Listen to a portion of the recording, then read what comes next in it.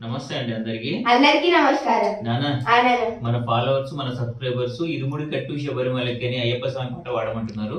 ముగ్గురం మంచి పాడుతుంది నాన్న. అలాగే నాన్న. ఇరుముడి కట్టు శబరిమల